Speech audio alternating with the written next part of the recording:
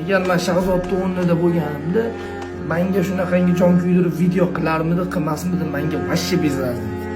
Atrofingizda har xil nas bosgan tapchikalar paydo bo'lib qoldi-da. Ular juda ham yaqin o'zingizda olib yursangiz, yo ularga kelib turgan nas hayotingizga yo sportingizga aniq ta'sirini o'tkazadi. Men sizga do'stim maslahatim bunaqa tapchikalarni atrofdan tozalash kerak. U tapchikalarning razmeri bo'lmaydi. Bugun siz oyog'ingizga tushib ketadi, ertaga boshqani oyog'iga tushib ketadi, shu oyoqlar tagida yuraveradi o'ralash. Haqiqiy dostoyniy aka-ukalar sizga bir boshingizga muammo tushib qolsa, sirazu bunga yaxshilik qilib qo'ying. Ertaga chiqqandan keyin promouterlari bilan, reklamalarim bilan bundan men o'sha sarflagan pulimni chiqarib olaman deb qilingan yaxshilik bu bratskiy yaxshilik hisoblanmaydi.